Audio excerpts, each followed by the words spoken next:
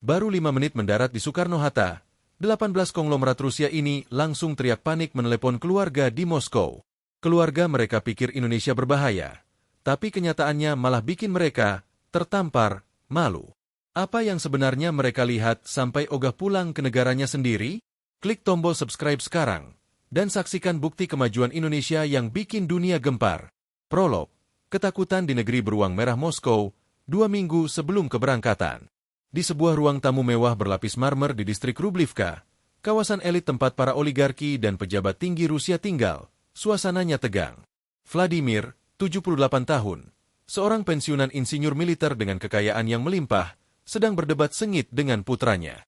"Ayah, ini gila," seru putranya sambil menunjuk peta Asia Tenggara di iPad-nya. "Indonesia? Negara tropis itu? Di sana penuh penyakit, kekacauan, dan entahlah, mungkin teroris? Kenapa tidak ke Swiss atau Maldives saja seperti biasa?" Vladimir menggeleng keras kepala, mengetukkan tongkat kayunya ke lantai. "Aku bosan dengan salju, Sergei. Aku bosan dengan wajah-wajah dingin Eropa. Olga bilang negara ini berbeda. Aku ingin melihat matahari sebelum aku mati." Itu bukan hanya perdebatan Vladimir. Di 17 rumah tangga elit lainnya di Moskow, percakapan serupa terjadi. Anak-anak dan cucu-cucu mereka memohon agar orang tua mereka membatalkan perjalanan gila ini. Bagi mereka, Indonesia adalah sebuah black hole di peta. Sebuah negeri antah berantah yang hanya mereka kenal lewat berita bencana alam atau stereotip negara dunia ketiga yang kumuh dan tidak aman. Namun, tiket sudah dipesan. Olga Petrova, pemandu wisata spesialis luxury travel yang sudah 20 tahun melayani kaum elit Rusia, telah meyakinkan mereka. Meskipun Olga sendiri, jauh di lubuk hatinya, menyimpan sedikit kecemasan. Membawa 18 lansia superkaya dengan rata-rata usia 75 tahun menempuh penerbangan 12 jam ke negara tropis, adalah pertaruhan logistik dan medis yang besar. Pendaratan di planet lain. Pesawat Aeroflot mendarat mulus di Bandara Internasional Soekarno-Hatta tepat pukul 1 dini hari. Di luar jendela, kegelapan malam Jakarta menyambut. Di dalam kabin first class, ke-18 lansia itu mulai mengenakan mantel tebal mereka, kebiasaan lama dari Moskow yang saat itu sedang minus 15 derajat Celcius. Begitu pintu pesawat terbuka dan garbarata terpasang, realitas pertama menghantam mereka, udara. Bukan udara dingin dan kering yang menusuk tulang, melainkan udara hangat, lembab, dan beraroma tropis yang asing. Mereka buru-buru melepas mantel bulu dan syal kasmir mereka. Wajah-wajah keriput itu mulai berkeringat sedikit, namun mata mereka berbinar karena sensasi kehangatan yang sudah lama tidak mereka rasakan. Mereka melangkah keluar, bersiap menghadapi kekacauan yang dijanjikan keluarga mereka. Mereka membayangkan bandara yang semrawut, petugas yang kasar, lantai yang kotor, dan calo-calo yang berteriak. Mereka membayangkan harus menjaga dompet mereka erat-erat. Namun, apa yang mereka temui di Terminal 3 Ultimate membuat langkah mereka terhenti serentak. 5 menit yang mengubah segalanya. Vladimir adalah yang pertama berhenti.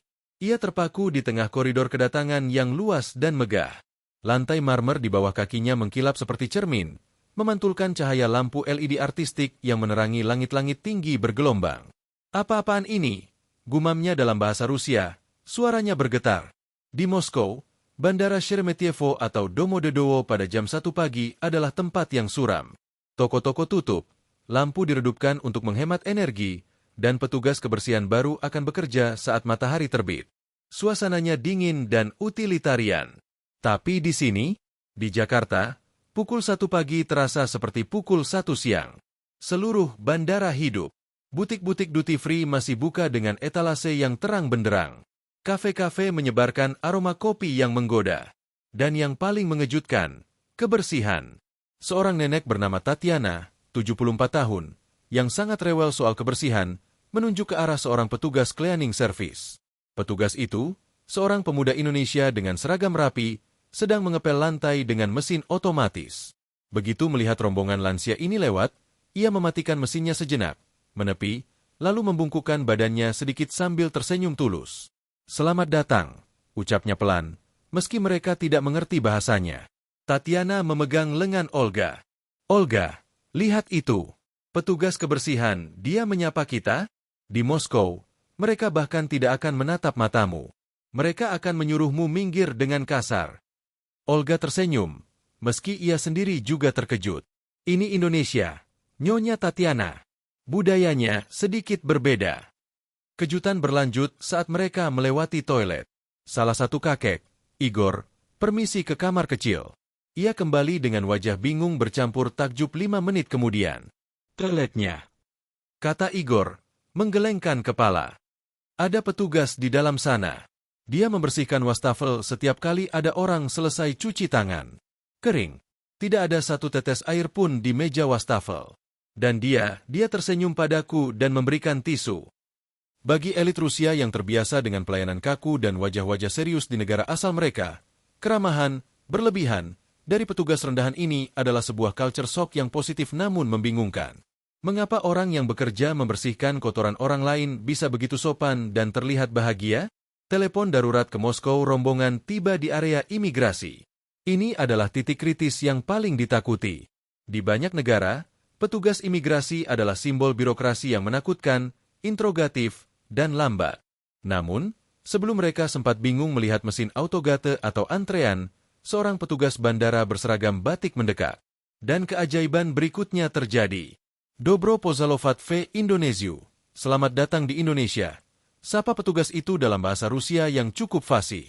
Ke-18 lansia itu terlonjak kaget. Vladimir hampir menjatuhkan tongkatnya. Anda bisa bahasa kami? Tanyanya tak percaya. Sedikit, Tuan. Mari saya bantu, jawab petugas itu sambil tersenyum lebar. Ternyata, pihak bandara telah diberitahu oleh agen perjalanan tentang kedatangan rombongan VIP ini dan menyiapkan hospitality officer khusus. Namun, efisiensi dan kehangatannya melampaui ekspektasi VIP manapun. Petugas itu tidak hanya menunjukkan jalan. Ia menuntun mereka. Ia menjelaskan dengan sabar cara memindai paspor di mesin otomatis. Bagi lansia yang gagap teknologi, mesin-mesin canggih ini biasanya menakutkan. Tapi di sini, ada petugas di setiap mesin yang siap membantu menempelkan jari telunjuk dan memindai wajah, tanpa nada kesal sedikitpun meski prosesnya lambat. Di Sheremetyevo, kalau aku lambat sedikit di depan mesin, orang di belakangku akan berteriak dan petugas akan memarahiku. Bisik Elena, 76 tahun, kepada suaminya. Di sini, mereka memperlakukan kita seperti kakek nenek mereka sendiri. Setelah lolos imigrasi dengan rekor waktu tercepat, kurang dari 15 menit untuk 18 orang, mereka tiba di area pengambilan bagasi, Baggage Claim. Layar raksasa di dinding menampilkan posisi koper secara real-time. Konvoy berjalan mulus tanpa suara berdecit. Dan koper-koper mereka sudah tersusun rapi di samping konvoy oleh petugas ground handling, sehingga mereka tidak perlu susah payah mengangkatnya dari ban berjalan. Itu adalah titik didih emosional bagi Vladimir.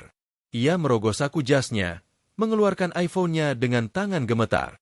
Ia tidak peduli jam berapa sekarang di Moskow, masih sore hari di sana. Ia harus menelepon putranya. Sekarang juga.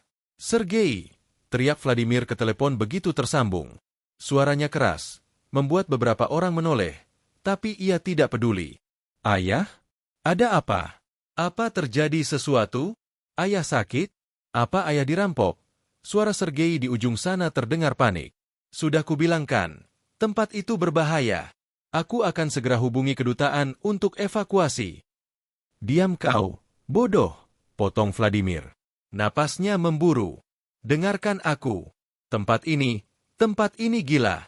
Bandara mereka lebih bersih dari rumah sakit kita. Petugas toiletnya lebih sopan daripada pelayan di restoran bintang 5 Moskow. Dan imigrasinya. Tuhan, Sergei. Mereka menyapaku dengan bahasa Rusia dan tersenyum. Hening sejenak di ujung telepon. Ayah mabuk. Aku tidak mabuk. Aku sadar sepenuhnya. Vladimir mengarahkan kamera ponselnya ke sekeliling, melakukan video call. Ia memperlihatkan lantai yang mengkilap, petugas yang membantu membawakan koper teman-temannya, dan suasana terang benderang yang nyaman. Lihat ini. Lihat. Seru Vladimir. Kau bilang ini negara dunia ketiga? Kau bilang ini berbahaya? Demi Tuhan, Sergei, Moskow terlihat seperti kampung kumuh dibandingkan tempat ini sekarang. Lansia lain pun melakukan hal yang sama. Lobi kedatangan bandara seketika riuh oleh suara-suara bahasa Rusia yang bersemangat. Mereka mengirim foto selfie dengan latar belakang taman anggrek di dalam terminal, foto petugas yang tersenyum, foto mesin-mesin canggih. Grup WhatsApp keluarga elit Moskow malam itu meledak. Foto-foto dari Jakarta masuk bertubi-tubi, meruntuhkan prasangka yang telah dibangun selama puluhan tahun hanya dalam waktu 5 menit. Ini baru permulaan, pikir Olga sambil memperhatikan klien-kliennya yang wajahnya kini berseri-seri, bukan karena panas tropis, tapi karena kegembiraan menemukan dunia baru. Tunggu sampai mereka melihat jalanan Jakarta. Pintu kaca otomatis terbuka. Udara malam Jakarta yang hangat menyambut mereka sepenuhnya. Bus limosin mewah sudah menunggu. Sopirnya, Pak Budi, berdiri tegak di samping pintu bus, memberikan salam hormat dengan tangan di dada, gestur khas Indonesia yang melambangkan salam dari hati. Vladimir mematikan teleponnya, menatap Pak Budi, lalu menatap Olga. Olga, katanya serius. Kurasa aku tidak ingin pulang cepat-cepat. Dan perjalanan menakjubkan itu pun baru saja dimulai. Perjalanan menembus malam tropis pukul 1.45 waktu Indonesia Barat.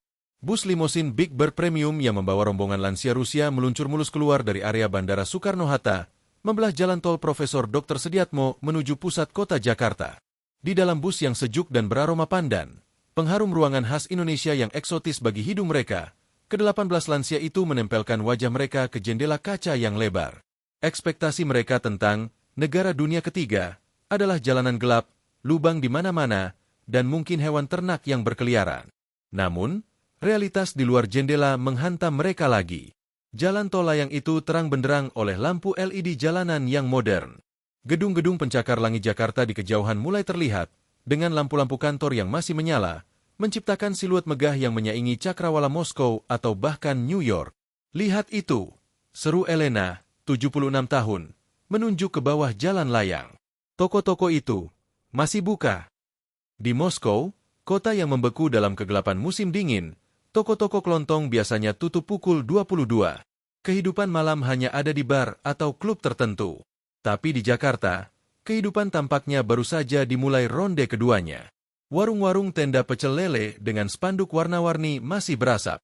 Minimarket Indomaret dan Alfamart dengan lampu neon biru merah kuningnya bertebaran di setiap sudut jalan, terang benderang seperti mercusuar kecil. Dan yang paling mengejutkan mereka, manusia. Ada banyak manusia di jalanan jam segini. Tukang ojek online dengan jaket hijau menyala yang sedang berkumpul sambil tertawa, pedagang nasi goreng tek-tek yang memukul wajahnya berirama, dan anak-anak muda yang nongkrong di kafe trotoar. Mereka tidak tidur. Tanya Igor, 74 tahun, tak percaya. Besok kan hari kerja. Olga, sang pemandu, tersenyum melalui mikrofon bus. Selamat datang di Jakarta, tuan-tuan dan nyonya-nyonya. Ini adalah kota yang literally berdenyut 24 jam. Di sini, lapar tengah malam bukanlah masalah. Anda bisa menemukan makanan enak di setiap tikungan, kapan saja. Wanita di kegelapan. Sebuah anomali saat bus melambat memasuki jalanan arteri Sudirman Tamrin. Sebuah pemandangan membuat para lansia itu menahan napas. Seorang wanita muda, mungkin berusia 20-an, berjalan sendirian di trotoar yang agak sepi. Dia mengenakan pakaian kantor rapi, menjinjing tas laptop, dan sedang menunggu ojek online. Vladimir menyipitkan mata. Itu berbahaya, gumamnya. Dia sendirian. Jam 2 pagi. Di mana polisinya? Di Rusia, membiarkan wanita muda berjalan sendirian di jalan raya pada jam segini adalah tindakan nekat yang mengundang kejahatan. Orang tua pasti akan melarang keras. Namun wanita itu tampak santai. Dia bahkan sedang menelepon seseorang sambil tertawa kecil. Tidak ada rasa takut di wajahnya. Tidak ada gestur waspada berlebihan. Dia aman, kata Olga menenangkan. Tingkat keamanan jalanan di Jakarta, terutama di area pusat bisnis ini, sangat tinggi karena aktivitas warga yang konstan.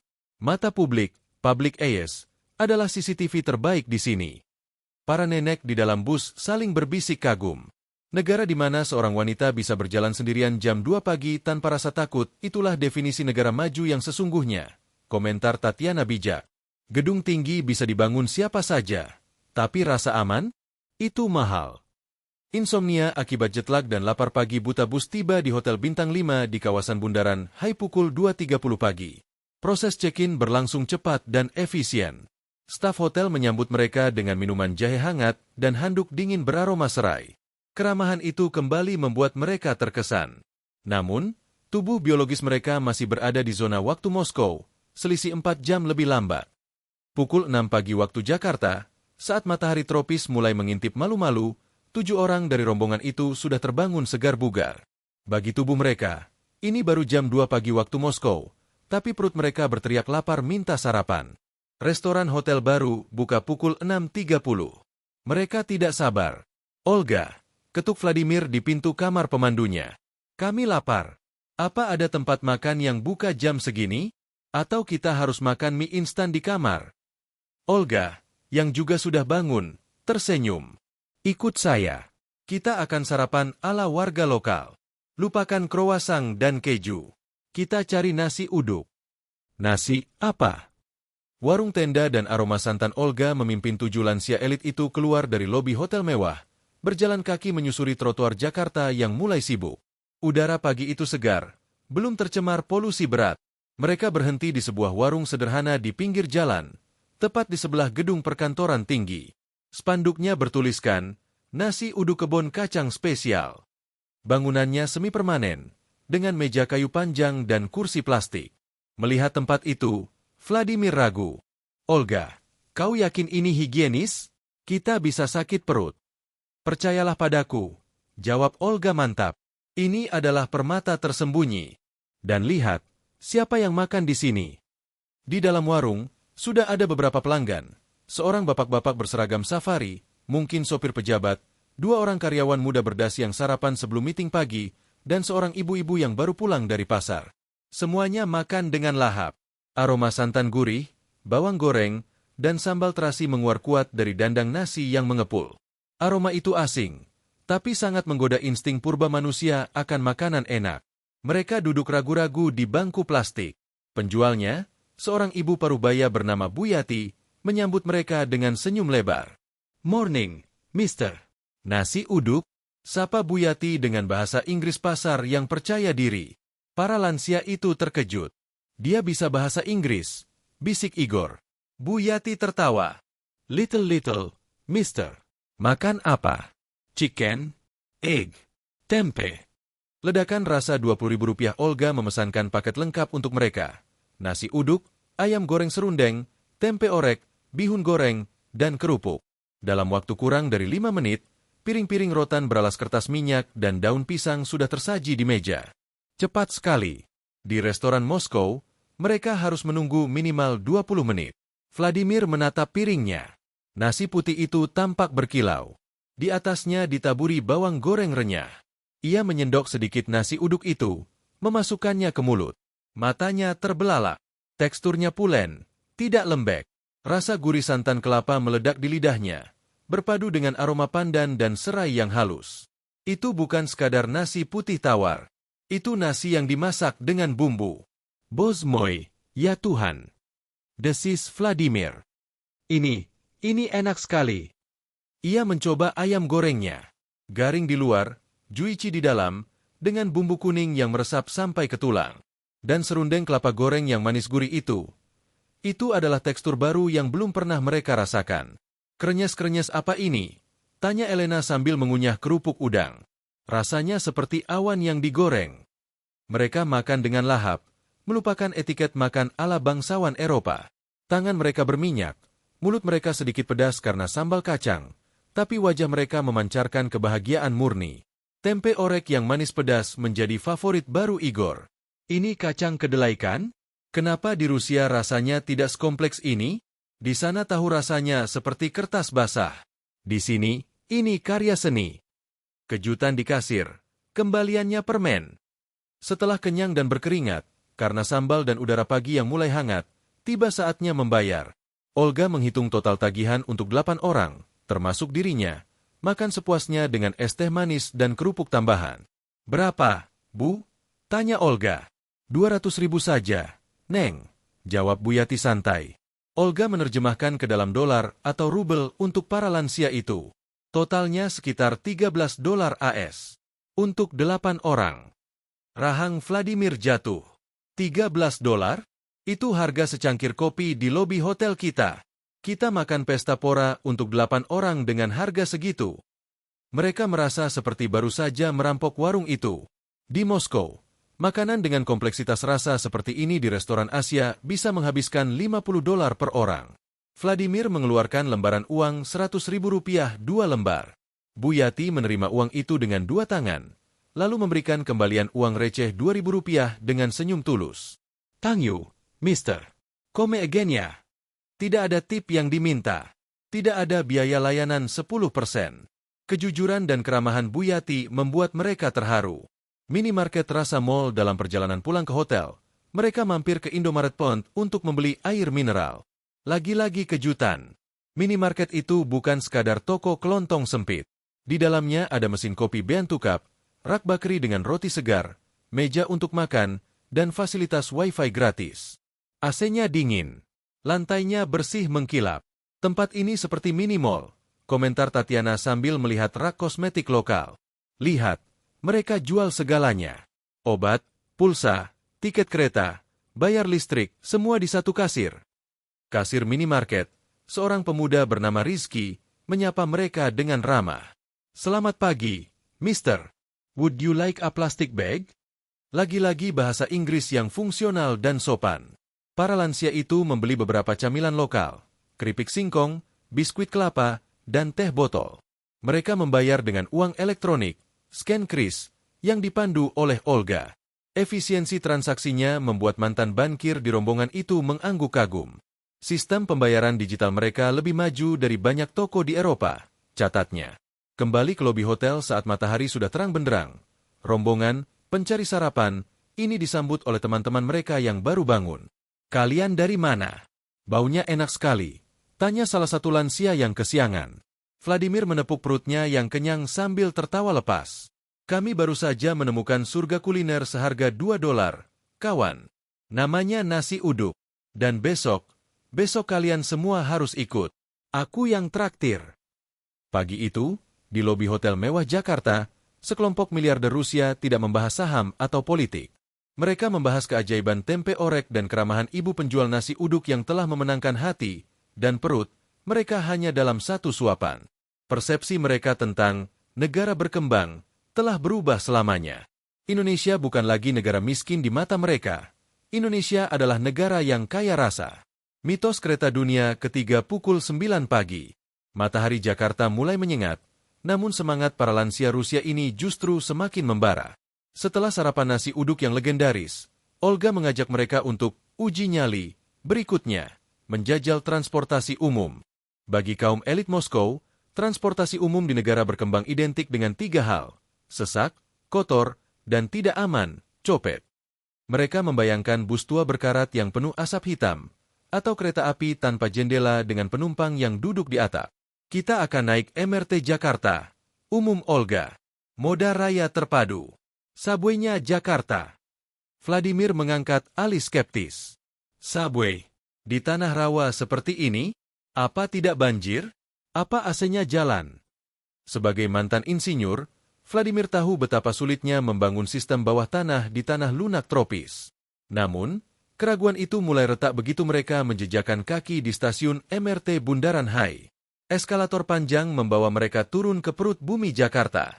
Udara sejuk menyambut, bukan bau apek bawah tanah. Lantai granit mengkilap memantulkan cahaya lampu LED yang artistik. "Bersih sekali," gumam Tatiana, mengusap handrail kaca dengan sarung tangan putihnya. Tidak ada debu, tidak ada sampah permen karet, tidak ada grafiti vandalisme. Di Moskow, stasiun metro memang terkenal indah seperti istana bawah tanah dengan lampu gantung kristal, tapi seringkali terkesan suram dan penuh orang mabuk atau gelandangan di sudut-sudutnya. Di sini, stasiunnya minimalis, modern, dan steril seperti rumah sakit Singapura. Kedisiplinan pasukan semut mereka tiba di peron. Kereta belum datang. Papan penunjuk waktu digital Signage, menampilkan hitungan mundur, kereta berikutnya, 2 menit. Akurat, tidak meleset 1 detik pun. Tapi yang paling mengejutkan Vladimir adalah perilaku penumpangnya. Ratusan orang, karyawan berdasi, mahasiswa dengan ransel, ibu-ibu muda, berdiri mengantre dengan tertib di belakang garis kuning.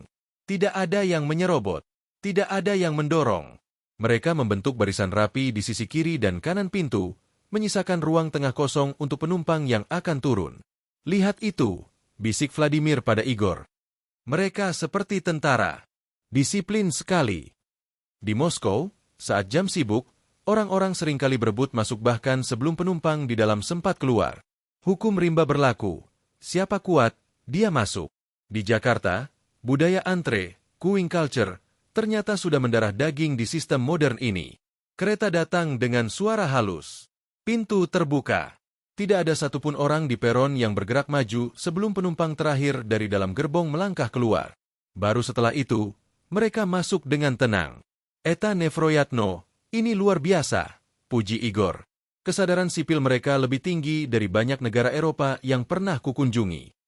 Gerbong masa depan masuk ke dalam gerbong. Kejutan berlanjut. Interior kereta itu futuristik. Kursi biru yang ergonomis, pegangan tangan yang kokoh dan bersih, serta layar informasi LCD di atas pintu yang menampilkan posisi kereta secara real-time dalam bahasa Indonesia dan Inggris.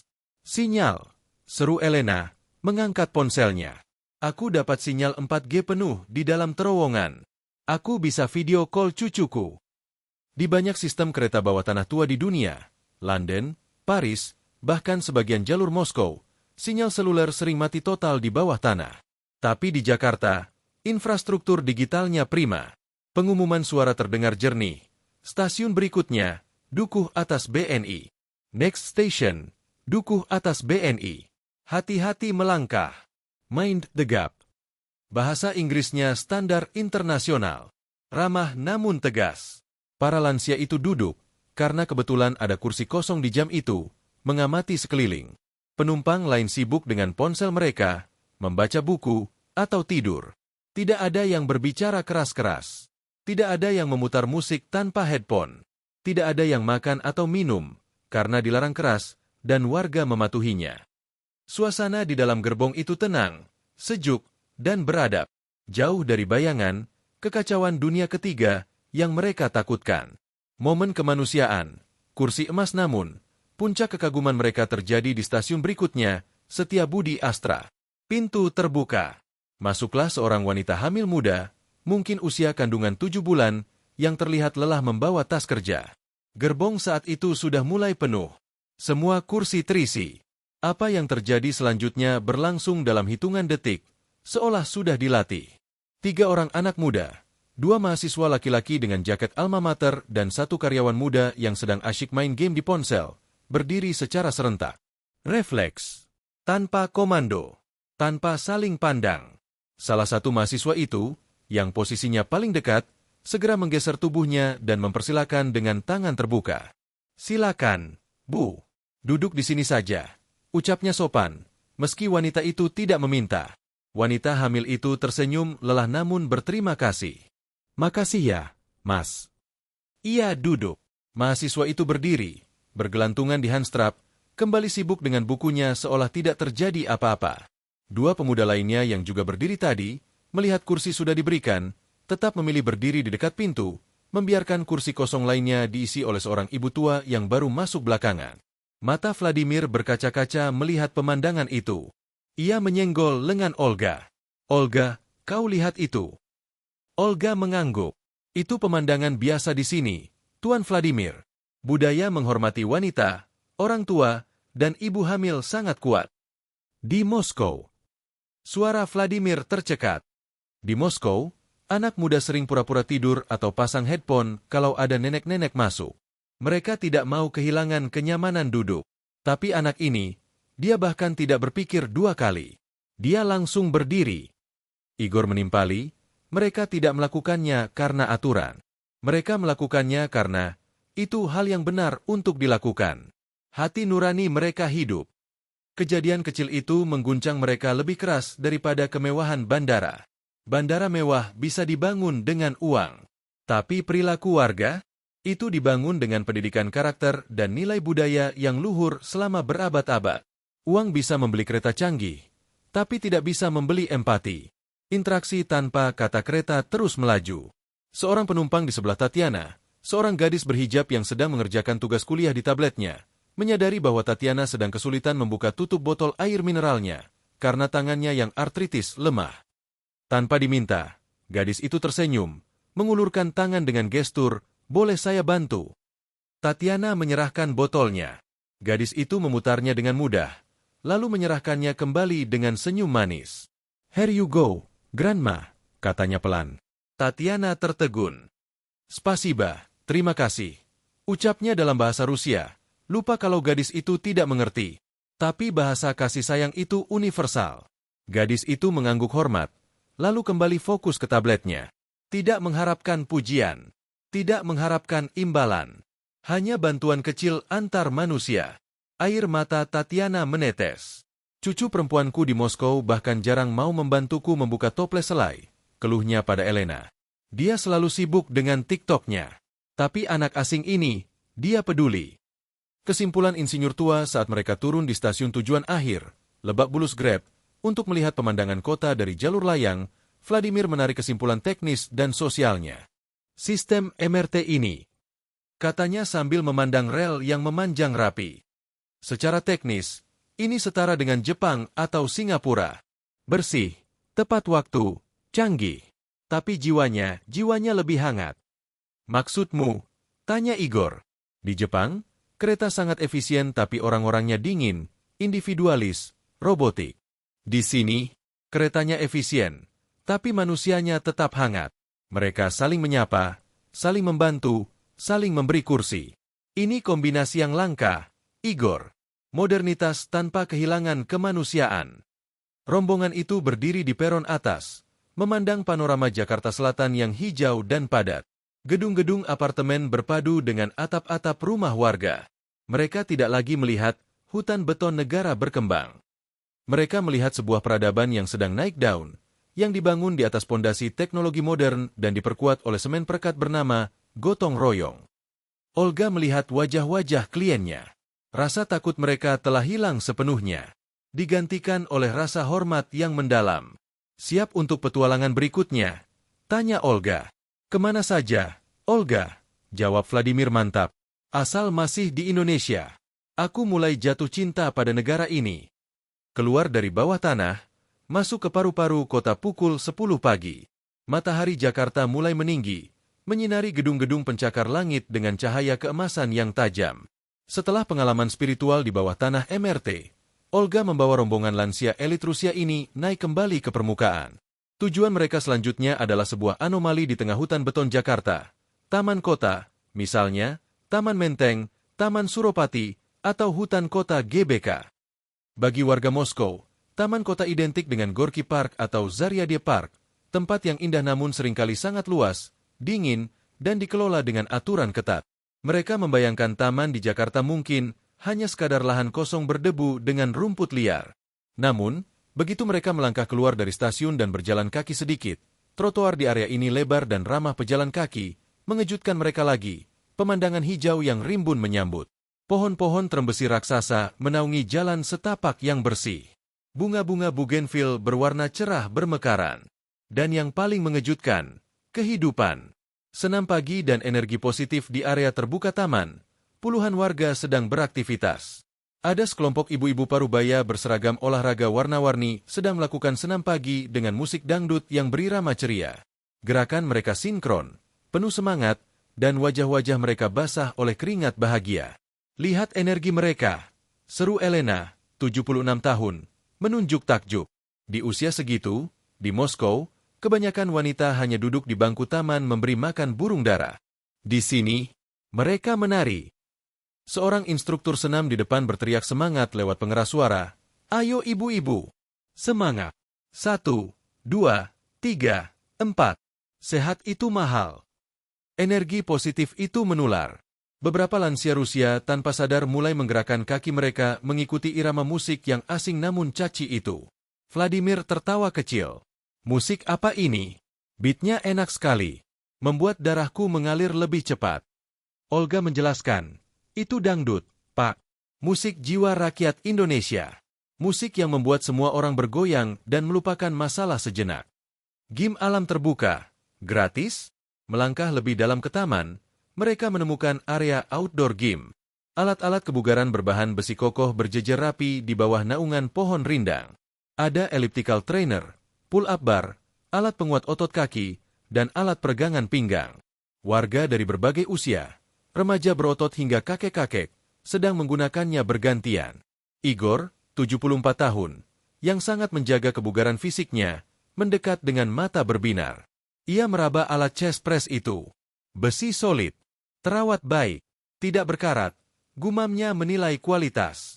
Lalu ia melihat papan informasi di dekatnya. Fasilitas ini gratis untuk umum. Harap dijaga bersama. Gratis. Igor menoleh ke Olga, memastikan terjemahannya benar. Benar-benar gratis? Tidak perlu kartu anggota? Tidak perlu bayar sewa per jam. Di Moskow, pusat kebugaran, gym, adalah bisnis mahal. Keanggotaan bulanan bisa mencapai ratusan dolar.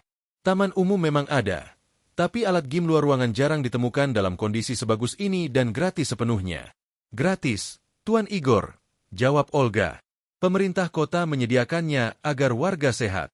Ini pajak rakyat yang kembali ke rakyat. Igor, tanpa ragu melepas jasnya, mencoba alat leg press. Ia melakukan beberapa repetisi dengan semangat. Seorang kakek lokal berusia sekitar 70-an, yang sedang istirahat di alat sebelah, tersenyum padanya dan mengacungkan jempol. Good, Mister. Strong. Puji kakek lokal itu. Igor tersenyum bangga, membalas dengan jempol. You too, sir. Strong Indonesia.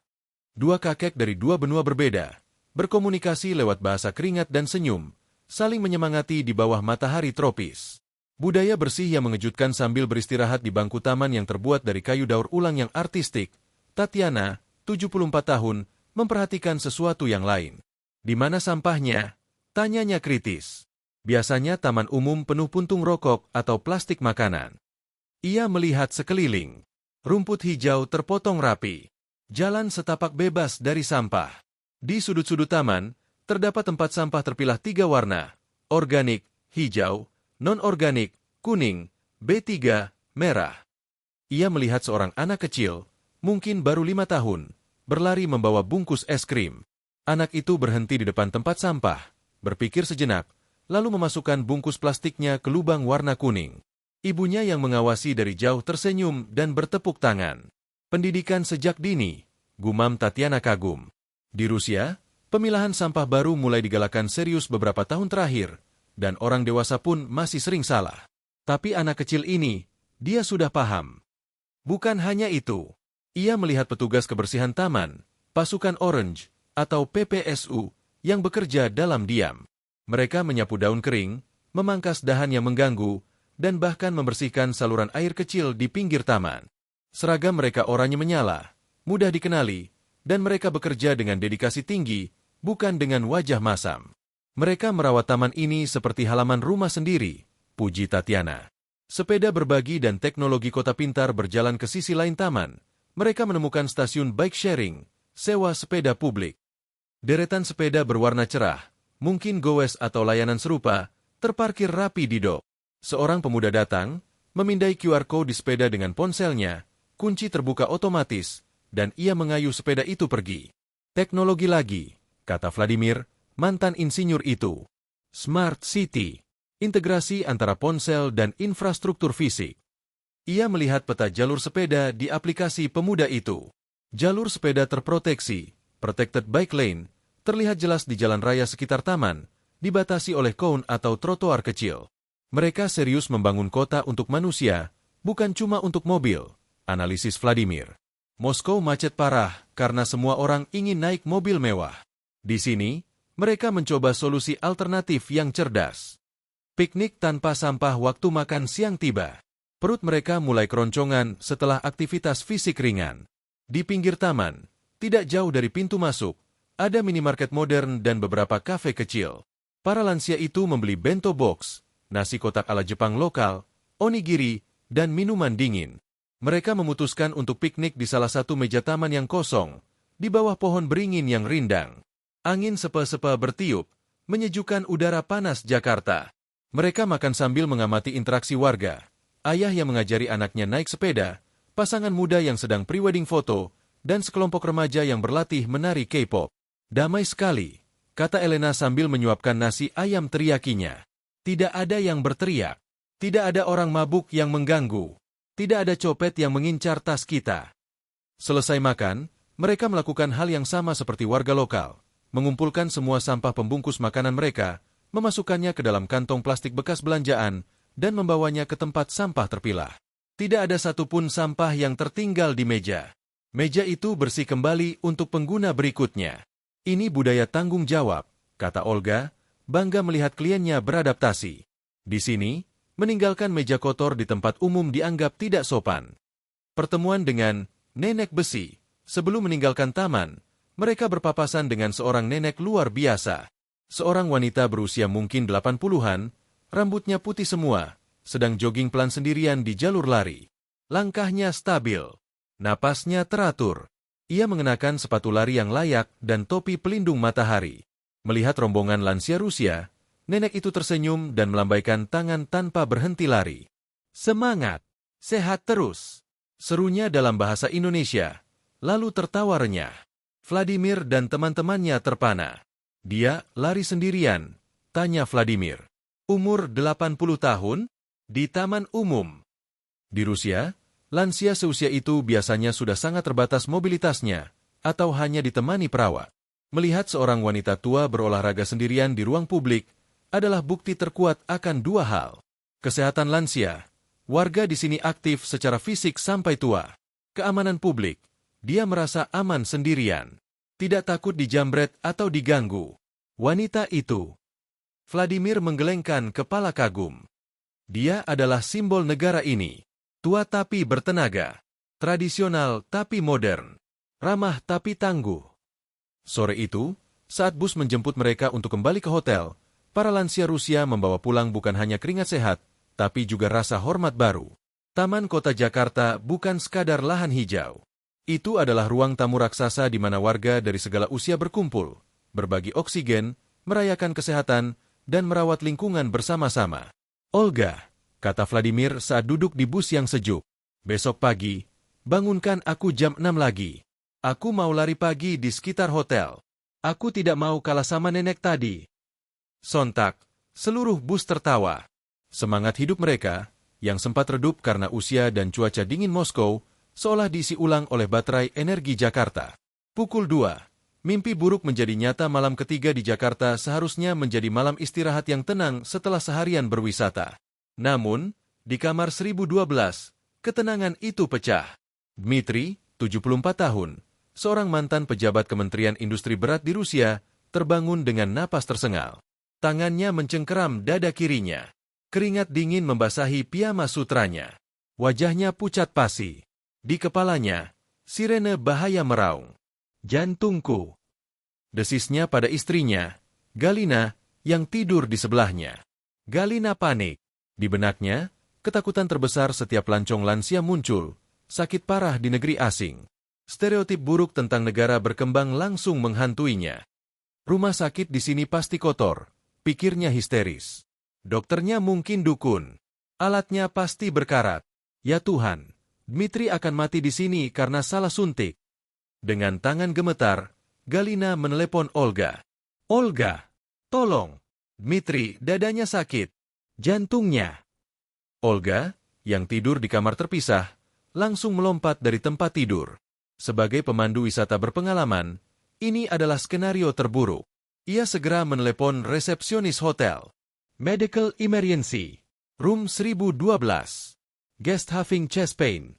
Please call an ambulance immediately." Respon cepat. Bukan sekadar sopir taksi dalam waktu kurang dari 3 menit. 2 orang staf keamanan hotel dan seorang manajer malam yang bersertifikat P3K sudah berada di depan pintu kamar. Mereka tidak panik. Mereka tenang, sigap, dan membawa kursi roda serta tabung oksigen portabel. "Tenang, Bu," kata manajer itu dalam bahasa Inggris yang fasih, sambil membantu mendudukan Dmitri di kursi roda. "Rumah sakit internasional hanya berjarak 10 menit. Kami akan mengantar Anda dengan mobil hotel agar lebih cepat daripada menunggu ambulans yang mungkin terjebak macet." Dmitri dilarikan ke lobi. Sebuah MPV hitam mewah, Alphard, sudah menunggu dengan mesin menyala dan pintu terbuka. Sopirnya tahu rute tercepat. Sepanjang perjalanan menembus malam Jakarta, Galina terus berdoa dalam bahasa Rusia, menggenggam tangan suaminya yang dingin.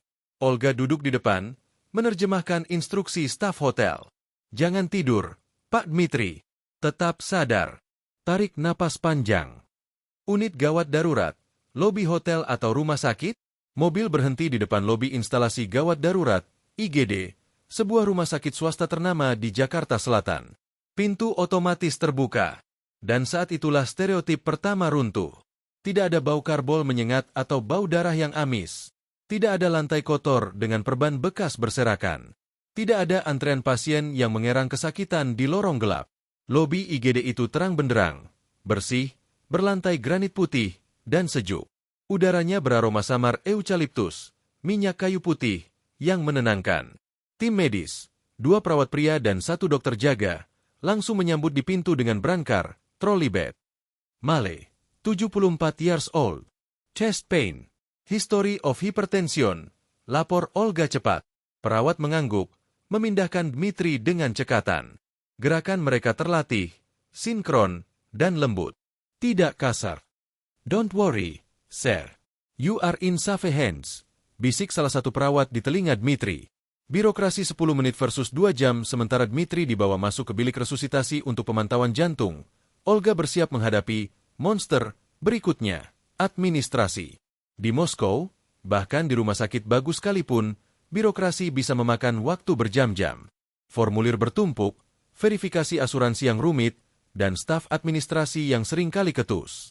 Olga mendekati meja pendaftaran dengan wajah tegang, menyiapkan paspor dan kartu asuransi perjalanan. Staf administrasi, seorang wanita muda berjilbab dengan senyum ramah, menyapanya.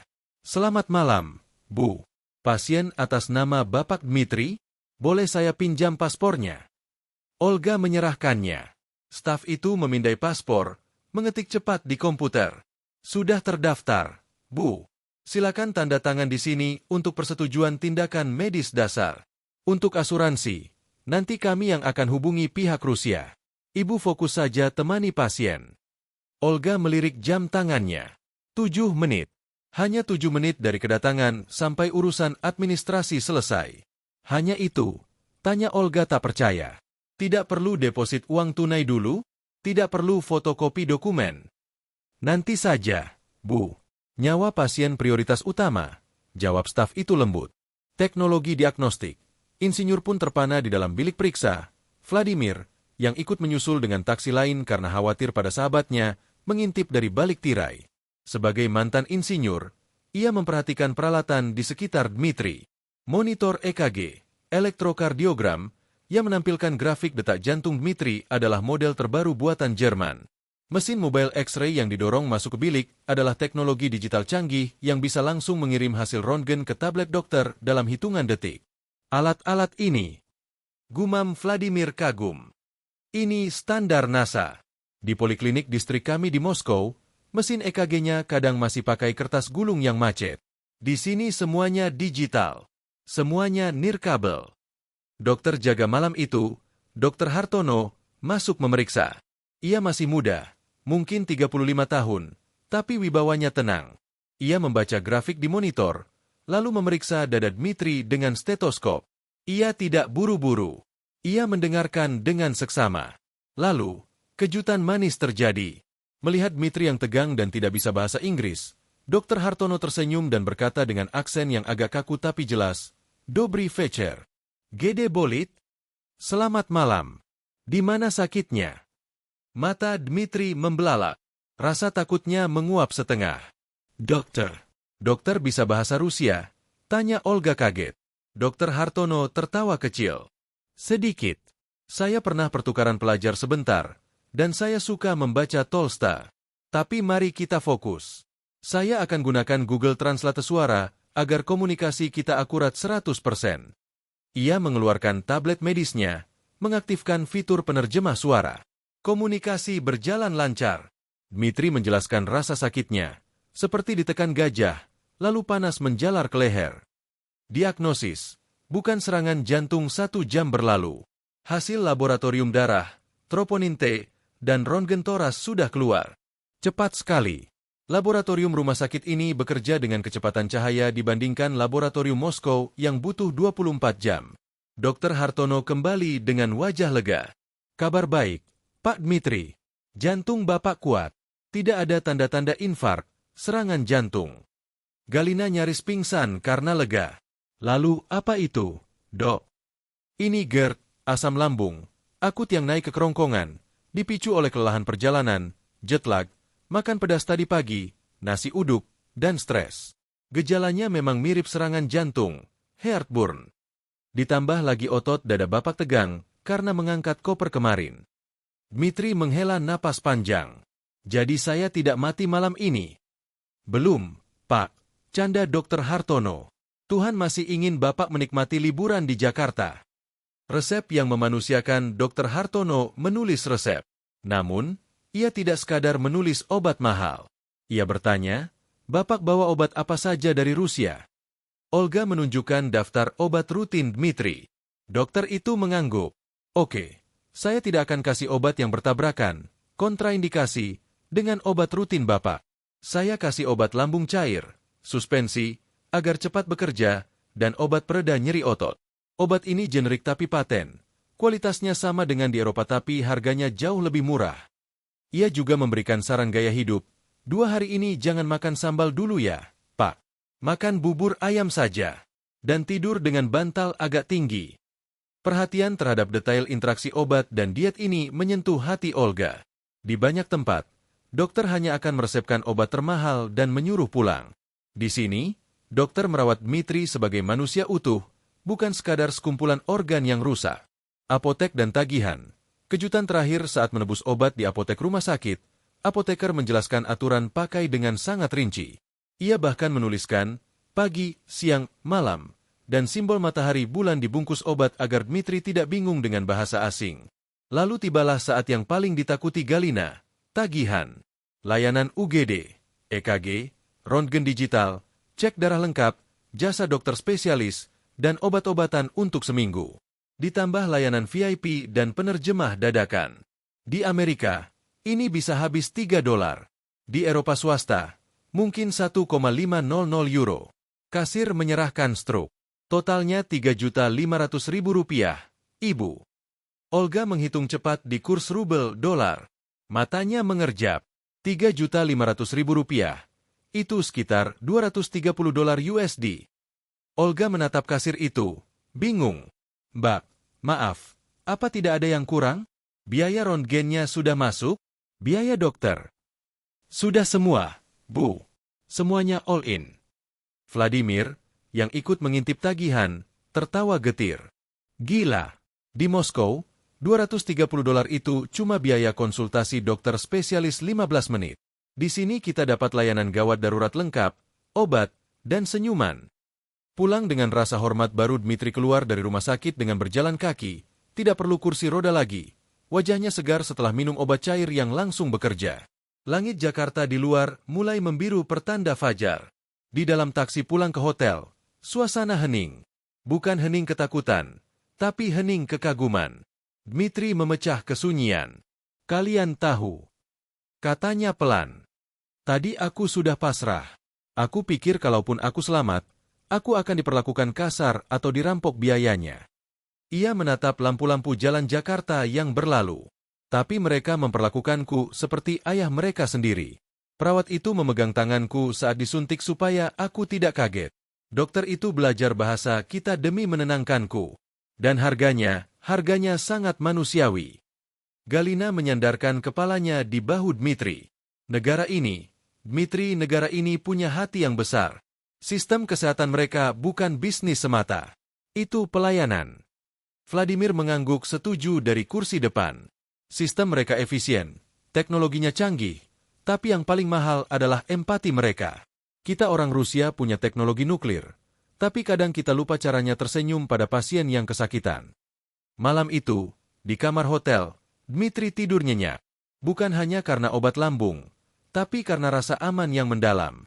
Ia tahu sekarang, jika terjadi sesuatu padanya di negeri ini, ia berada di tangan yang tepat. Tangan-tangan terampil yang bekerja dengan hati. Dan bagi seorang lansia yang jauh dari rumah, kepastian itu adalah obat yang paling manjur. Ritual terakhir, memborong kenangan di kota tua hari terakhir di Jakarta. Matahari bersinar terik, seolah enggan membiarkan tamu-tamu istimewanya pulang ke negeri salju. Olga mengajak rombongan ke kawasan kota tua Jakarta untuk satu misi terakhir, oleh-oleh. Bukan oleh-oleh gantungan kunci plastik murahan. Para lansia elit ini menginginkan sesuatu yang memiliki jiwa. Mereka berjalan menyusuri pedestrian Fatahillah yang ramai. Vladimir, 78 tahun, yang biasanya kaku, kini mengenakan kemeja batik lengan pendek bermotif parang yang ia beli kemarin. Ia terlihat gagah dan jauh lebih santai. Lihat ini, panggil Tatiana, 74 tahun, dari sebuah butik kosmetik lokal, mungkin Mustika Ratu atau Sariayu. Para nenek Rusia itu sedang memborong produk perawatan kulit. Mereka telah mendengar rahasia kecantikan wanita tropis, lulur, minyak zaitun, dan ramuan herbal. Harganya. Tatiana menggeleng tak percaya sambil memegang sebotol minyak cendana. Di Moskow, minyak esensial semurni ini harganya bisa $100 per botol kecil. Di sini, cuma $5. Dan baunya asli. Mereka memborong. Bukan satu atau dua, tapi lusinan. Ini buat cucuku, ini buat menantuku, ini buat tetangga yang nyinyir kemarin, kata Elena sambil tertawa, memasukkan tumpukan sabun lulur ke keranjang. Mereka ingin membawa pulang wangi Indonesia. Sementara itu, para kakek menemukan emas hitam. Kopi. Di sebuah kedai kopi legendaris, seperti Cafe Batavia atau Aroma, mereka mencicipi kopi luwak dan kopi gayo. Igor, pecinta kopi sejati, menyesap espressonya dengan mata terpejam. Pahitnya sopan. Asamnya pas. Ini kopi jujur. Komentarnya. Ia langsung memesan 5 kilogram biji kopi untuk dibawa pulang. Aku akan menyeduhnya setiap pagi di Moskow saat salju turun, supaya aku ingat hangatnya Jakarta. Perpisahan di lobi hotel. Lebih dari sekadar tamu sore harinya. Momen yang paling berat tiba. Check out. Bus limosin sudah menunggu di lobi hotel. Koper-koper mereka kini beranak pinak. Dari yang tadinya cuma satu koper besar, sekarang bertambah dengan kardus-kardus berisi batik, kerupuk, kopi, dan kerajinan tangan. Namun, yang memberatkan langkah mereka bukan bagasi, melainkan hati. Seluruh staf hotel yang melayani mereka selama seminggu, resepsionis, bellboy, petugas kebersihan kamar, hingga manajer, berbaris di lobi untuk melepas mereka. Ini bukan sop perusahaan. Ini inisiatif pribadi. Seorang bellboy muda bernama Asep mendekati Vladimir. Save flight, Emir Vladimir. We will miss your jokes, katanya tulus. Vladimir, mantan jenderal militer yang terkenal keras itu, menepuk bahu Asep. Matanya berkaca-kaca. Terima kasih, nak. Terima kasih sudah sabar mengajari orang tua ini cara pakai aplikasi ojek. Kau pemuda baik. Vladimir menyelipkan amplop tip, yang isinya sangat tebal, ke saku Asep, tapi Asep menolaknya halus. No, sir. You are family. Family doesn't tip family. Vladimir terdiam. Ia memeluk pemuda itu. Sebuah pelukan lintas benua, lintas usia, dan lintas status sosial. Saat bus mulai bergerak meninggalkan pelataran hotel, para lansia itu menempelkan wajah di jendela, melambaikan tangan sampai staf hotel tak terlihat lagi. Suasana di dalam bus hening. Tidak ada yang bicara. Mereka sibuk merekam memori jalanan Jakarta. Macetnya, motornya, pedagang asongannya, ke dalam benak mereka untuk terakhir kalinya. Bandara Soekarno-Hatta. Lingkaran yang sempurna mereka tiba kembali di Terminal 3 Bandara Soekarno-Hatta. Tempat yang sama di mana seminggu lalu mereka datang dengan penuh ketakutan dan prasangka. Kini, tempat itu terasa seperti rumah. Di area duty free, terjadi kegilaan terakhir. Bukan membeli parfum merek Prancis atau coklat Swiss. Mereka menyerbu rak makanan instan. Indomie. Olga, ini mie yang dimakan mahasiswa di kereta itu kan? Tanya Elena. Benar, Nyonya. Aku mau 1 kardus. Rasa apa yang paling enak? Rendang? Goreng? Mereka memborong mie instan. Pemandangan 18 lansia berpakaian mewah menenteng kardus mie instan di Bandara Internasional sungguh kontras dan menggelikan. Tapi itu menunjukkan betapa mereka telah jatuh cinta pada rasa lokal. Saat panggilan boarding terdengar, langkah mereka berat. Di depan gerbang, gate, sebelum masuk ke Garbarata, Vladimir menghentikan langkahnya. Ia berbalik menghadap para petugas bandara dan Olga. Ia memberi aba-aba pada teman-temannya. 1, 2, 3. Serentak, 18 lansia Rusia itu berteriak dalam bahasa Indonesia yang beraksen kental, Terima kasih Indonesia. Orang-orang di sekitar menoleh dan bertepuk tangan. Petugas bandara membungkuk hormat. Itu adalah momen perpisahan yang manis dan penuh hormat. Penerbangan pulang. refleksi di atas awan pesawat lepas landas. Lampu-lampu Jakarta mengecil di bawah sana, menjadi hamparan permata yang berkelap-kelip. Galina duduk di samping jendela, menyeka sudut matanya dengan sapu tangan sutra. "Kenapa menangis, Galina?" tanya Dmitri suaminya. "Aku tidak tahu," isaknya pelan. "Rasanya seperti meninggalkan anak sendiri. Orang-orang di sana, mereka terlalu baik. Aku takut kembali ke Moskow yang dingin dan orang-orangnya tidak saling sapa." Dmitri menggenggam tangan istrinya. "Kita tidak meninggalkannya, sayang. Kita membawanya pulang. Di hati kita." Sepanjang penerbangan 12 jam itu, topik pembicaraan mereka bukan lagi keluhan tentang sakit pinggang atau politik Rusia. Mereka sibuk bertukar foto. "Lihat foto ini, saat aku makan sate ayam. Lihat video ini, saat Vladimir mencoba joget dangdut di taman." Mereka tertawa, mengenang setiap detik. Mereka sadar, liburan ini bukan sekadar wisata. Ini adalah ziarah kemanusiaan. Mereka belajar bahwa kebahagiaan tidak selalu berbanding lurus dengan PDB negara. Moskow, dingin yang mencair pendaratan di Bandara Sheremetyevo, Moskow. Suhu di luar minus 10 derajat Celcius. Langit abu-abu. Wajah-wajah petugas imigrasi Rusia datar dan serius. Kontras yang tajam dengan senyum hangat. "Selamat datang di Jakarta." Di lobi kedatangan, keluarga besar mereka sudah menunggu dengan wajah cemas. Anak-anak dan cucu-cucu mereka bersiap mendengar cerita horor tentang neraka tropis. "Ayah, Ibu, kalian selamat," seru Sergei, putra Vladimir, memeluk ayahnya seolah baru pulang dari medan perang. "Bagaimana di sana? Mengerikan kan? Panas. Banyak nyamuk. Kalian pasti sakit perut." Vladimir melepaskan pelukan anaknya, lalu tertawa keras. Tawanya lepas, wajahnya merah merona sehat, sedikit terbakar matahari tropis. "Mengerikan." Vladimir mendengus. "Sergei, duduklah. Ayah punya cerita. Dan kau akan menyesal seumur hidupmu karena tidak ikut." Malam itu, di 18 rumah mewah di Moskow, meja makan dipenuhi oleh aroma kopi gayo dan mie goreng instan. Anak-anak mereka ternganga melihat foto-foto dan video di iPad orang tua mereka. Video MRT yang bersih. Video rumah sakit yang canggih. Video petugas hotel yang membungkuk hormat. Dan yang paling mengejutkan, video struk makan nasi uduk seharga $1. Ini Jakarta?" tanya cucu Vladimir tak percaya. "Kok kayak Singapura?" "Lebih baik dari Singapura," jawab Vladimir tegas. "Karena di sini ada jiwanya." Ledakan viral. Indonesia adalah masa depan. Namun, dampaknya tidak berhenti di meja makan keluarga. Salah satu cucu Elena, seorang influencer muda di media sosial Rusia, VKontakte dan Telegram, mengunggah video-video kiriman neneknya. Judulnya provokatif. "Nenekku pergi ke Indonesia dan tidak mau pulang. Inilah alasannya." Video itu meledak. Viral. Dalam 24 jam, video Vladimir makan nasi uduk dan video Tatiana memuji kebersihan taman ditonton jutaan kali. Kolom komentar dibanjiri reaksi warga Rusia. "Gila, aku pikir Indonesia cuma hutan. Ternyata MRT-nya lebih bagus dari metro kita. Lihat senyum orang-orangnya. Tulus banget. Di sini mana ada kasir senyum kayak gitu. Sumpah, aku mau pindah ke sana. Biaya hidup murah, fasilitas kelas 1. Kenapa media barat selalu bilang negara itu berbahaya? Ini buktinya aman banget." Olga, sang pemandu wisata, tiba-tiba menjadi sibuk luar biasa.